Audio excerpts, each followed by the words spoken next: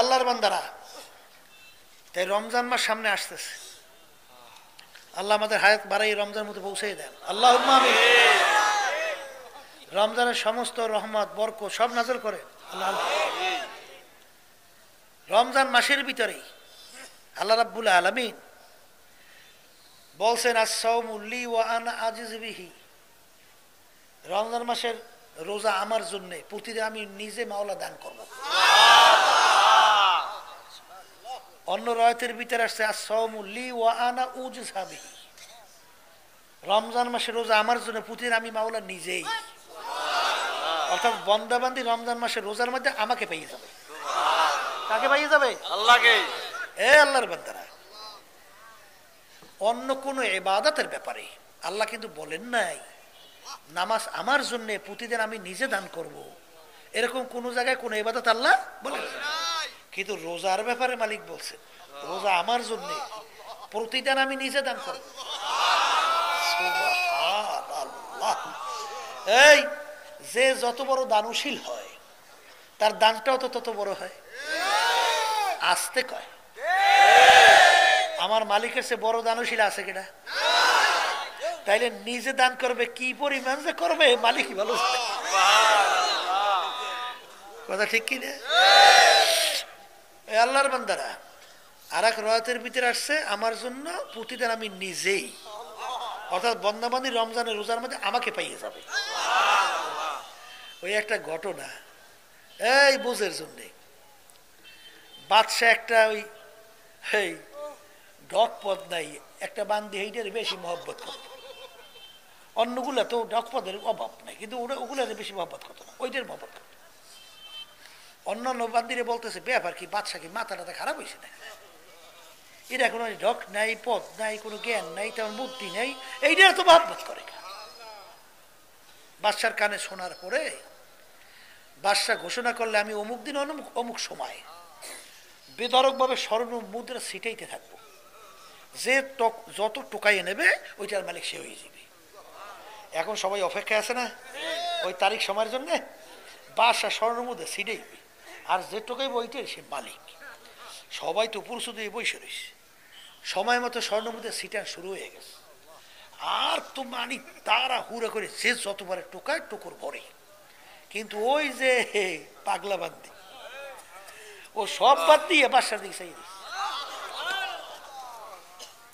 অন্য অন্য বাদে ব্যাপার কি রে, এটা আসলে তো একটা আচ্ছা পাগল, নিজের ভালাইটাও বোঝে না। স্বর্ণ মুদ্রা নিলে ও মালিক, নিজে মালিক হয়ে যাবে না, এইটাও বোঝে না। পাগলের মতো সময় যাইতে আছে, নষ্ট হয়ে যাইতেছে, চাইয়ে রয়েছে। বাদশা শূন্য, বাদশাও ধমক দিচ্ছে, এই বোকা, সবাই স্বর্ণ মুদ্রা টোকাইয়া মালিক হয়, আর তুই যে সব বাদ দিয়ে আমার দিকে চাইয়ে রয়েছ।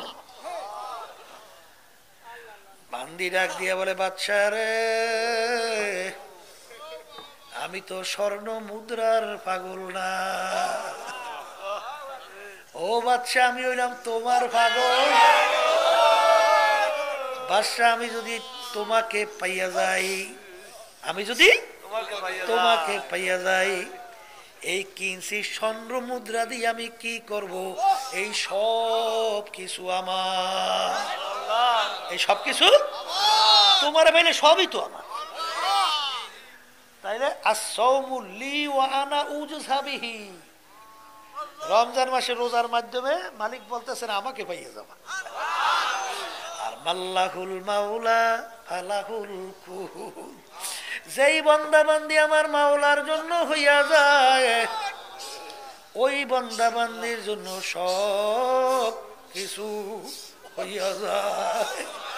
বলে কথা ঠিক না বেঠি? এই মালিককে পাওয়া যাইবে বিশেষ করে রমজান মাসের রোজার মাধ্যমে। আসতে কয় মালিক বলছেন রোজা আমার জন্য প্রতিদিন আমি দেব। বাস্তবতা আছে না নাই? ছোট একটা বাচ্চা রোজা রাখছে, ওর মুখ তো শুকাইয়া পানির পিপাসায় ছোট হয়ে গেছে। এখন বাপ মা ডাক দিয়ে বলে, বাজান তুই পানির ভিতরে গোসল করতে নামছো, ওই ডুব দিয়ে গোপনে পানি খেস, এই কেউ দেখবে না। তখন বাচ্চাও ডাক দিয়া বলে, মা গো কেউ দেখবে না দুনিয়ার কথা ঠিক, একজন তো দেখবে, আমার মাওলা আমাকে দেখবে। আমি ডুব দিয়া পানি খাইতে পারবো না। এই তুমি রোজা আসো না না আসো, দুনিয়ার কোনো মানুষ কইতে পারে? এই গোপনে জায়গায় যে পানি খেলি দেখছে কিনা? দুনিয়ার কেউ দেখছে? তাহলে তুমি খাও নাই কে পানি? কার জন্য খাও নাই? তাহলে রোজাটা কার জন্য হইল?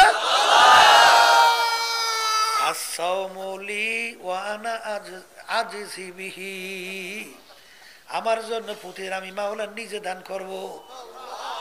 এই আল্লাহর বান্দারা, পর্দা আলে মা বোনরা যারা শুনতেছে, এই হুশ থাকতে, জীবন থাকতে রমজান মাসে রোজা ছাড়বেন না।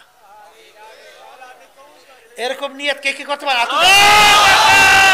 সবাই উঠেছে, দুই একজন বাদ আছে পাশে থাকে, পর্দা আলে মা বোনরা উঠে আল্লাহ দেখুক। আলহামদুলিল্লাহ, হাত নামান। আল্লাহ আপনি কবুল করে না, আল্লাহ আপনি কবুল করে না। তাই এই কথা আমি বলতে চাইছিলাম যে তিনটা দোয়া। কয়টা? এর ভিতরে একটা হলে রমজান মাসে রোজা পাইও কি মাফ করাইতে পারে নাই, তার কি হইবে? বলে ধ্বংস হয়ে যাবে। কি হয়ে যাবে? দুই নম্বর, ইয়া রাসূলুল্লাহ হাবিবাল্লাহ, দুনিয়ায় থাকা অবস্থায় তার বাপ মাকে পাইছে অথবা বাপ মায়ের দুইজনের একজনকে পাইছে জ্যান্ত। কজনকে পাইছে? দুইজন অথবা একজন। তাদের খেদমত কইরা সন্তান যদি দুনিয়ায় থাকা অবস্থায় বেহেশত কামাই করে না নিতে পারলো, তার ধ্বংস হোক। দুই নম্বর দোয়া কি? মুখস্থ করে। বাপ মাকে পাইছে অথবা দুইজনের একজন, তাদের খেদমত করিয়া তাদেরকে খুশি করিয়া দুনিয়ায় থাকা অবস্থায় যারা বেহেশত কামাই করে নিতে পারলো না, ওর কি হোক? এই এক শ্রেণী আমার মুসলমান সন্তান বাজানরা আছে, পর্দালে মা বোনেরা আছে, ইসলামের নীতি আদর্শ ভালো লাগে না। তাদের কাছে ভালো লাগে আমেরিকা, লন্ডন, ফ্রান্স, বিজাতিদের কালচার। এখন সে আপ টু ডেট হয়েছে। কি হয়েছে? ইসলামের পোশাক তার কাছে ভালো লাগে না, আচার বিধি ভালো লাগে না, নিয়ম নীতি ভালো লাগে না। তার কাছে ভালো লাগে পাশ্চাত্যের নিয়ম নীতি কালচার। এই পাশ্চাত্যের ওটা নীতি না কুত্তার চেয়েও খারাপ। হ্যাঁ, আমেরিকা সহ পাশ্চাত্য দেশগুলো, প্রেসিডেন্ট থেকে শুরু করে এলাকার চৌকিদার পর্যন্ত একজনও বের করতে পারবেন যে সে বলতে পারবে সন্তানটা আমার? না। আসতে কয় দেয়।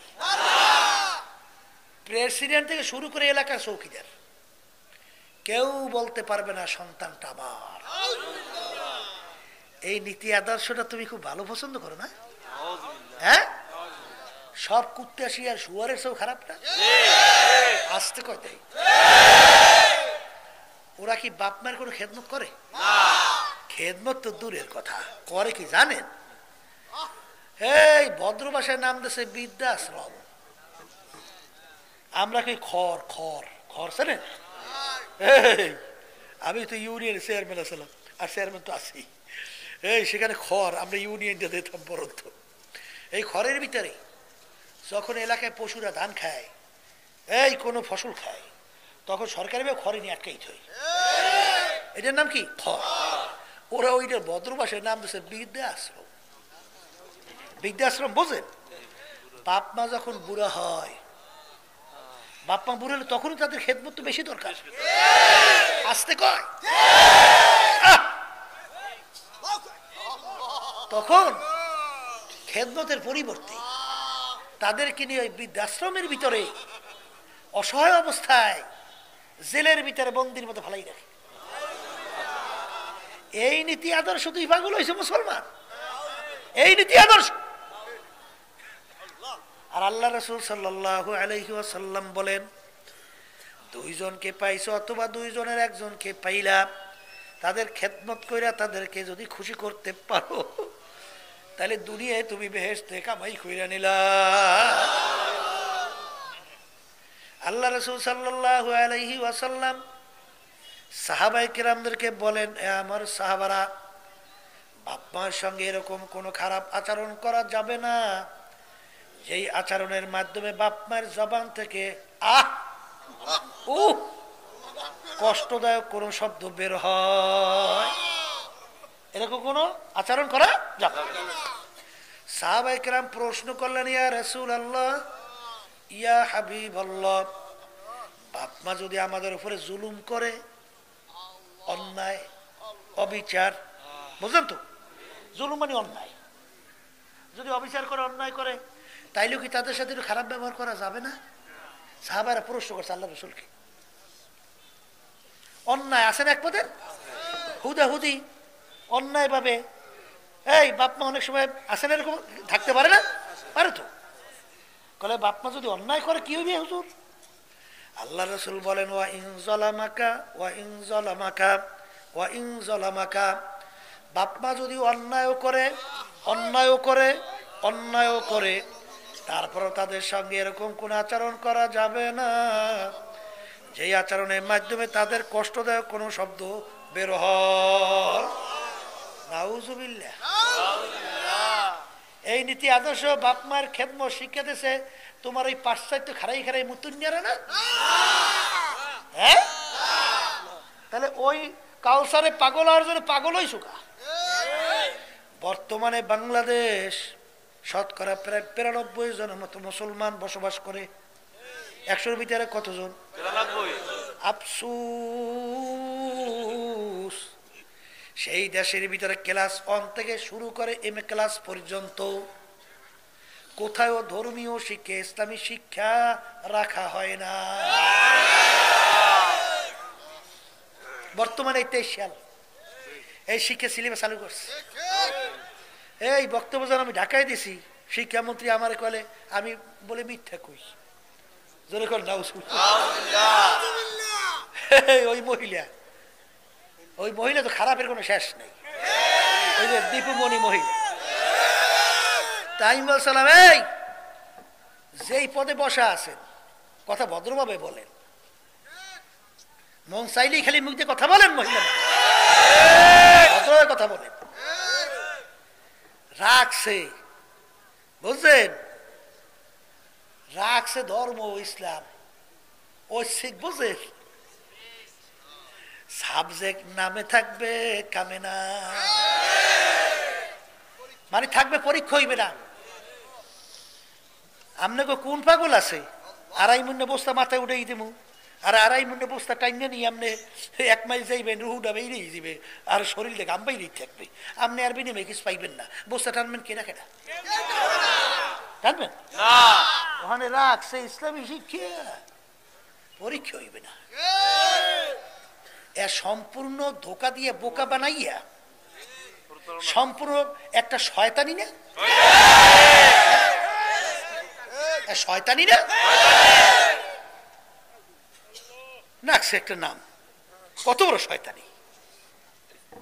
হ্যাঁ চালু করছে কি জানেন? বিবর্তনবাদ। বিবর্তনবাদ বোঝেন? মানুষটা কি বানর থেকে সৃষ্টি? বলেন নাউজুবিল্লাহ। অর্থাৎ বান্দর পরিবর্তন হইয়া মানুষ হয়ে গেছে। আমি তো কর নাউজুবিল্লাহ।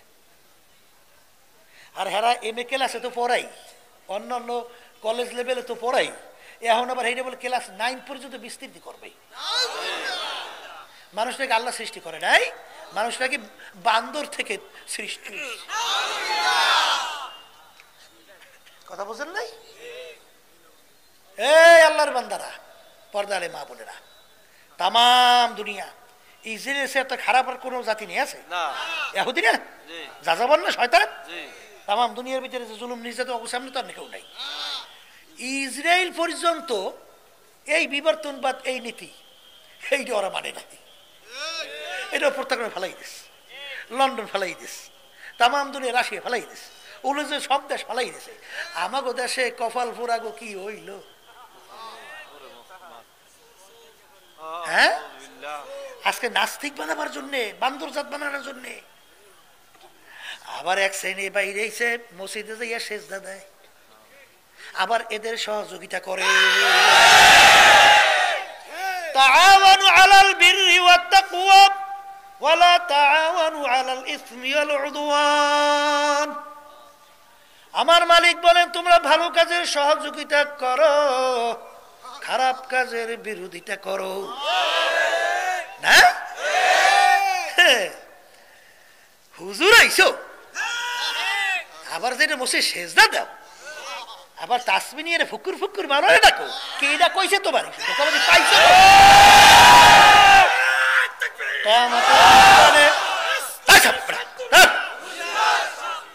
কিয়ামতের ময়দানে 7 প্রকার লোককে আমার মালিক ডাইকে তার স্পেশাল আরো সে ছায়াদান করবে। কয় প্রকার? এর ভিতরে 1 প্রকার হুব্বু ফিল্লাহ বুগযু ফিল্লাহ, যারা মুহাব্বত করবে আল্লাহর খুশির জন্য, মুহাব্বত ছাড়বে আল্লাহর খুশির জন্য।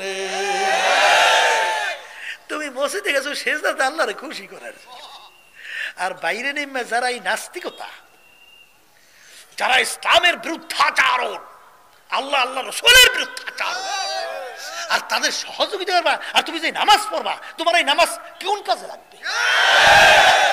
কোন কাজে লাগবে তোমার এই নামাজ?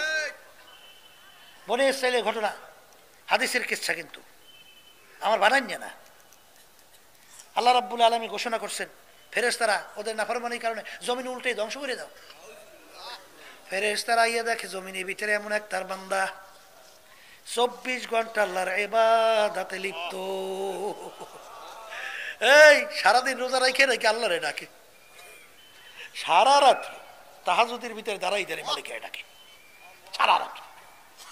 এই এখন মালিক তারে কর্ম কি? সেও তো এই দলের মধ্যে দেয়। আল্লাহ রাব্বুল আলামিন বলেন তাকে সহজ জমিন উল্টাইয়া ধ্বংস করে দাও। মালিক কিছু তো বুঝলাম না, এ তো 24 ঘন্টা আপনার ইবাদত করে। সমাজের ভিতরে এত অন্যায়, এত অবিচার, এত ইসলামের বিরুদ্ধাচরণ, এত আমার বিরুদ্ধাচরণ চলছে, ওর একদিন চিন্তাও হয় নাই, ওর একদিন কপালে ভাঁজও পড়ে নাই, ওর একদিন ভোরাও বেখা হয় নাই। এর পরিবর্তন কিভাবে ঘটানো যায়, এর জন্য ওকে সহ জমিন উল্টাইয়া ধ্বংস করে দাও। এই জোর করে বেহেশতে যাইবে, এত পাগলামি? হ্যাঁ, এক হাদিসের ভিতরে আল্লাহ রাসূল সাল্লাল্লাহু আলাইহি ওয়াসাল্লাম বলেন 1000 লোকের ভিতরে কিয়ামতের ময়দানে 999 জন লোক জাহান্নামী, একটা লোক বেহেশতে, শুধু একটা লোক বেহেশতে। এত সস্তা, হ্যাঁ? আর মনে করেন যে বেহেশত চলে গেলাম। এই জন্য মালিক আমার জানা কুল হুয়াল্লাহু আহাদ আল্লাহুস সামাদ। আমার মাওলা বেনিয়াজ, বেপরোয়া। সব মানুষ যে কিয়ামত পর্যন্ত আল্লাহর নাফরমানি করে, আল্লাহর কিছু আসে যায় না। সব সেজদায় পড়ে মালিকের শুকরিয়া আদায় করে, এতে মাওলার কোনো উপকারও নাই। কথা ঠিক? 18,000 কম বেশি মাখলুকাত আল্লাহ সৃষ্টি করছেন, এর ভিতরে 17,999 মাখলুকাত ভিন্ন আছে না? তারা আল্লাহর তাসবিহ আদায় করে না? তারা আল্লাহর হুকুম মানে না? হ্যাঁ, না খালি তুমি খালি আল্লাহর ইবাদত করো, ব্যাপার কি? ঠেকাইছো আল্লাহরে। এই জন্য আমার বাজানদেরকে, লোফার দালে মা বোনদেরকে বলবো, হ্যাঁ, বিবর্তনবাদ বান্দর দিয়ে মানুষ হইছে। এই জন্য যখন মাঝে মাঝে রাস্তায় মানুষের ভিতরে খারাই খারাইয়ে মতে আমাকে নজরে পড়ছে। আচ্ছা বলেন তো, যার ভিতরে একটু লজ্জা শরম আছে, সে কোনো মানুষের ভিতরে দাঁড়াই দাঁড়িয়ে প্রস্তাব করতে পারে? বলেন বলেন বলেন, পারে কিনা? ওটা এরকম দাঁড়াই দাঁড়িয়ে সারেখা, ও হয়তো বা চিন্তা করছে আল্লাহ মাফ করুন, জানি না, দাঁড়ো না। এই ও চিন্তা করছে আমার পূর্বপুরুষ হলে বান্দর, তা বানর কি বসে প্রস্তাব করে না দাঁড়াই দেয় সাইরিয়া? তো চিন্তা করছে আমার পূর্বপুরুষ দাঁড়াই দাঁড়াই দিয়ে তো সাইরিয়া, আমি বসে করি লাভ কি, আমিও দিলাম দাঁড়াই সাইরিয়া।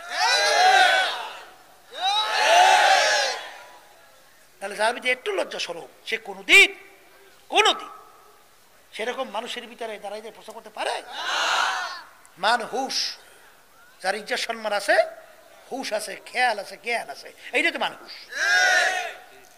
আমি গরুরে মানুষ কইছেন এখন নাই, ওটার ভিতরে খেয়াল নাই। কথা ঠিক কিনা? এই জন্য আমার বাজানদেরকে হলো পর্দা আলে মা বোনদেরকে বলবো, দেখলে কিস্তি বা কিস্তি আপনা দেখলো, গহরে দরিয়া কি আন্দার কিস্তি না ডো বুঝানে দো। হে নৌকার মাঝি, চিন্তা ভাবনা কইরা নৌকা সমুদ্রে ছাড়ো। ও নৌকার মাঝি, তোমার নৌকা কিন্তু এখনো নদীর কিনারায়। ও মাঝি, সামনে বড় বড় সমুদ্র, নৌকা পাড়ি দিয়া নদীর উপর যাওয়া লাগবে। ও মাঝি, নদীর ভিতরে তুফান, ওদিকে বন্যা। মাঝি, কিনারে থাকা অবস্থায় পরীক্ষা কইরা দেখো তোমার নৌকার তক্তা ভালো আছে কিনা, দেখো তোমার নৌকার দ্বার বইটা ভালো আছে কিনা, দেখো তোমার নৌকার পাল মস্তুর ভালো আছে কিনা। খোদা না কাস্তা পরীক্ষা না কইরা যদি তুফানের ভিতরে ৭৫টার নৌকা নিয়ে পারি জমাও, যখন তুফান ৭৫টা বাড়ি দিবে, ওই তুফানে ৭৫টার নৌকা সমুদ্রে টিকবেও না। ও মাঝি, নদীর উপারও যাইতে পারবা না। সারাদিনের নৌকার মাঝির দলেরা, তোমার আমার সামনে ভয়ানক ৫টা সমুদ্র। মৌত এক সমুদ্র, কবর এক সমুদ্র, কিয়ামতের ময়দান এক সমুদ্র, মিজান পুলসিরাতের সমুদ্র। এই সমুদ্রের ভিতরে ৩.৫ হাত নৌকা নিয়ে বাইয়া বাইয়া তারপর নদীর ওপার যাইয়া মালিককে পাওয়া লাগবে। এই দুনিয়াটা হলো নদীর কিনারা। এই নদীর কিনারে থাকা অবস্থায় পরীক্ষা কইরা দেখো তোমার ঈমানের অবস্থান মজবুত না দুর্বল। আল্লাহ রাসূল বলেন, ও আমার উম্মতেরা, আখলিস দীনাকা ইয়াকফিকাল কালিলু মিনাল আমাল। তোমার ঈমানকে তুমি নির্ভেজাল করো, স্বচ্ছ করো, পরিচ্ছন্ন করো, মজবুত করো। যদি তুমি ঈমানকে মজবুত করতে পারো, অল্প আমুলি তোমার নাজাতের জন্য যথেষ্ট। কথা ঠিক না ভাই? ঠিক। এই জন্য আমার ভাজানদেরকে বলবো, পর্দারে মা বোনদেরকে বলবো, দুনিয়ার যে কোনো কাজে 5 বার যদি কেউ ঠকেন, আবার ওই কাজের ভিতরে চেষ্টা করলে জিতবার আশা আছে না?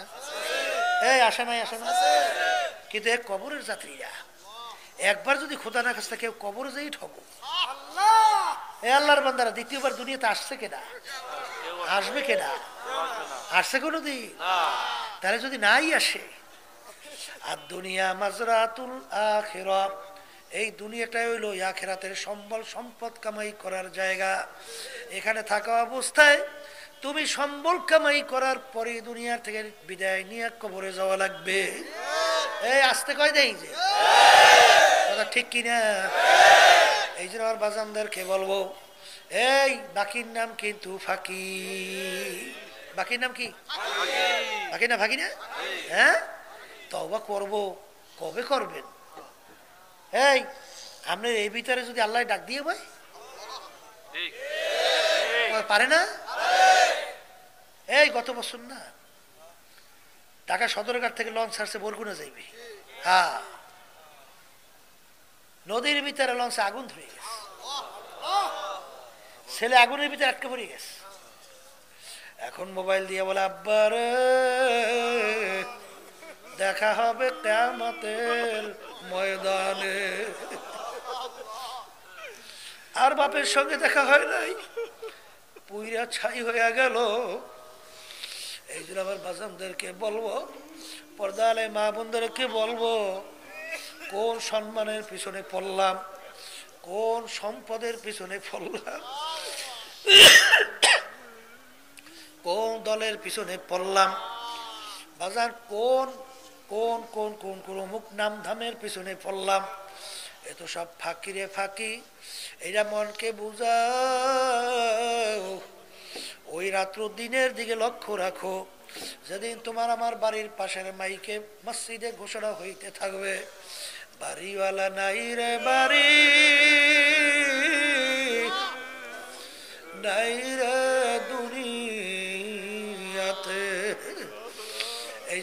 বাজানদেরকে বলো, পর্দা আলে মা বোনদেরকে বলো, এমন জীবন তুমি করো হে গঠন, মরণে হাসিবে তুমি, কাঁদিবে ভুব।